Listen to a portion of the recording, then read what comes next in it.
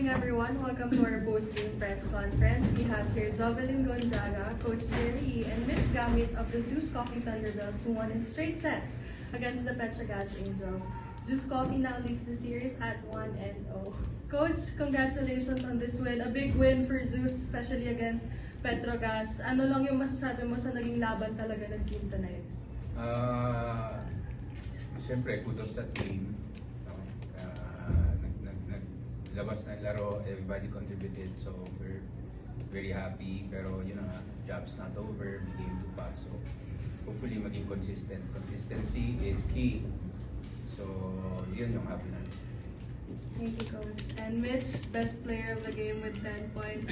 Personally lang ba, ano yung mga naging preparations mo para talaga yung mindset mo is to help the team get this victory?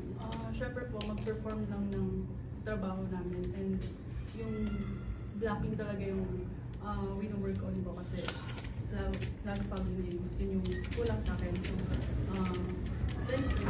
meron siya dito. And yeah, hopefully sa next game. And for Jog, bilang isa sa mga leaders din sa team, gaano ka lang din ka-proud sa pinakitang laban ng Zeus, especially against a veteran team like Petrogas? Sobra akong speechless na grabe yung teamwork na pinakita ng team. Very selfless yung pinakita. Like, gagalaw talaga kami for each and every one of us, for the team, for the coaching staff. And kudos din syempre sa coaching staff kung paano nila kami gamitin, kung sino ang tao ipapasok, kailan hinalabas. So, ang laking factor talaga siya during that game. So, yun. Wala akong masabi. Sobrang proud ako. Shock pa. Shock talaga ako. Na na-straight sets namin ng talaga. Thank you. The floor is open for questions. For Job, yun nga. Ano yung nakikita mong pinaka nag-lead dito sa growth ng team? Kasi sunod-sunod yung mga important yung panalo and 1 win away na lang kayo para sa first semifinals ng Zeus. Siguro una-una yung teamwork talaga ng coaching staff at ng players. Kung paano kami mag-react sa mga instructions nila. And again, kung ano man sinabi ko kanina, very selfless ang bawat isa. Hindi namin iniisip yung personal credit ng bawat isa, kundi gumagalaw kami para sa team. Kailangan namin manalo, yun talaga yung reminder namin every time na umaapa kami sa court, na maglalaro kami sa bawat isa. So yung game na yon it's a total team effort talaga siya. Coach, kanina nga po 11 blocks for the team. By drafting Thea din po ng middle blocker. So kung gaano po kahalaga yung blocking siguro sa'yo in this Zeus Coffee resurgence, kumbaga parang how important was it for the team to ace the blocking department all conference? Blocking changes a lot. Hirap yung kalaban pumalo, and then easier yung transition ng bola namin into offense. So malaking bagay talaga blocking. This first line of offense, pati, di ba?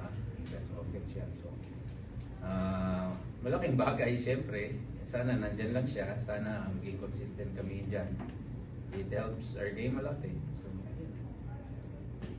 for Mitch and Ate Joe, so from being a draft lottery team, you're 1 win away from being a semifinals team na din. So ngayon ba medyo overwhelming ba yung lahat sa inyo ngayon nga?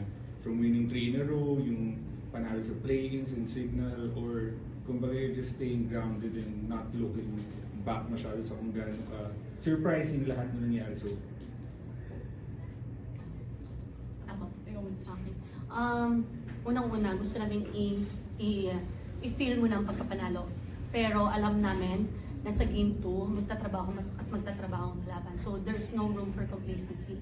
Pagtatrabahuan namin, kung ano man yung pinakita namin, dodoblehin namin, kilala namin talaga makinig sa coaching staff. So for now, i-feel mo na namin panalo, pero pagtatrabahuan talaga namin. Yun nga po, celebrate muna kami, and then back on work, and mas lalo silang magpe-prepare, so mas dapat mag-prepare kami kung ano yung game 2, kasi may game 2 pa, so hindi pa kami totally panalo, so magtatrabaho pa rin.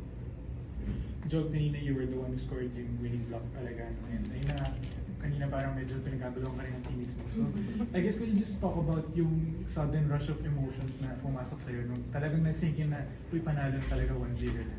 Actually, before mag-start ng game, tinatanong kami ni Coach kung anong gusto namin i-match up, ganito ganyan. Sabi ko sa kanya, Coach, hindi ko na pala sasabihin kasi game plan namin. Sorry. Basta sobrang proud lang talaga ako sa sa naging ano na block kasi Myla, knowing Myla Pablo, sobrang likot ng kamay, di ba? Sobrang hirap blockin ni Myla. So nung na-block ko siya, nakita ko bumagsak yung bola, parang doon na, alam ko na natapos na yung laro. And syempre, alam mo yung pagod ka na. And parang biglang, ang last point na pinaka-importante is nakuha. So yun, thankful, grateful. Eh, ikaw naman, Mitch, I guess yung napagdaanan mo rin yung time na parang lottery team na sila hindi pa nananalo. So I guess ano lang siguro yung naramdaman mo rin yung talaga. Ayun na, last point na panalo na kayo against Metro 1-0. Sobrang thankful kasi hindi naman sila basta-basta na team. So lahat sila naglalaro ng veteran sa loob. And gagawin din naman nila lahat para maka-full toss. And yeah, thankful kami na mas nauna kami. Coach, siguro yung coming doon sa pinakalas yung talent nung sa game, gano'n ka lang ba naki-difference na ngayon yung Zuzcom with the confidence and lahat ng mga momentum? Yung long format ng tournament nakakatulong sa isang bagong team tulad namin. So, gives us a chance na work on our game, work on our plans, execute our plans. So, ayan, buti na lang na yun nga, as the tournament progresses, nag-i-improve yung chemistry, nag-i-improve yung maturity ng team. So, malaking bagay. And then for Mitch and Joe, siguro nung mga start ng preliminaries kasi 93-2 kayo sa Creamline, sa Choco, and then coming close din sa Petro. But now seeing yung growth ng team, siguro what has been the biggest change lang for you guys din as a roster? Actually, bago ako dumating sa Blues, alam ko talaga ng taas ng potential ng team. And lagi ko yan sinasabi sa bawat isa na malayo ang mararating ng team. And thankful din ako sa ugali. Tingin ko sa nagbo-boils down talaga sa attitude ng player. And yun ang nakikita ko sa Zeus na happy ako sa bawat araw na drama. Basta thankful ako sa kanila. And yun nga, sabi ni Coach na thankful din kami na mahaba ng liga, unti-unti. Yung chemistry namin, workout namin, kung ano mang kulang namin. Unang-una, tatanggapan namin, sige unti-unti, kasi nga 5 sets hindi namin makukuha, sige unti-unti. Pero willingly naman talaga nag-submit ang bawat isa sa coaching staff, sa program ng coaching staff. And ang maganda sa team kasi hindi nawawala ng pag-asa. Like matatalo kami, pagbalik sa court, bagong ano na naman kami ulit, bagong goal na naman kami ulit. So, yun siguro ang laking factor ng attitude ng bawat isa. For me, si Ate Job kasi laging nagre-remind sa amin na yung mga losses namin, nakikita niya kami bagsak yung shoulder. So, ililift niya kami na pagdadaanan talaga namin yung mga losses na yun. 5 set na sayang, or gano'n. Sabihin niya na hindi tayo mamature or mananalo kung hahayaan lang natin yun. So, nagiging motivation namin yung mga past losses din namin for mga ngayong games din. Coach Jerry, at this point, big win after big win, may nasusurprise ko ba sa ginagawa ng team mo or ito yung nakita mo talaga nung binubuo mo pa lang yung team? I mentioned before, dadaan tayo sa ganyan. It's a process. Mahirap din talaga na hindi mo nakikita improvement pero nandyan and we know na kailangan namin dumaan dyan. We know na may mga heartbreak losses, may sales losses.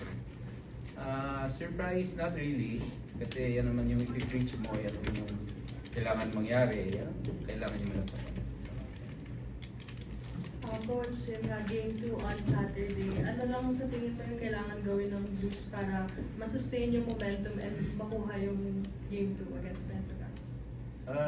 Madaming. Kapitan, kailangan hindi complacent, kailangan huwag nilang isipin yung end results. Kumbaga, sa process lang tayo. We have to achieve yung process goals natin. And then let's see kung ano magiging. Thank you, Coach. Thank you, Mary. Thank you.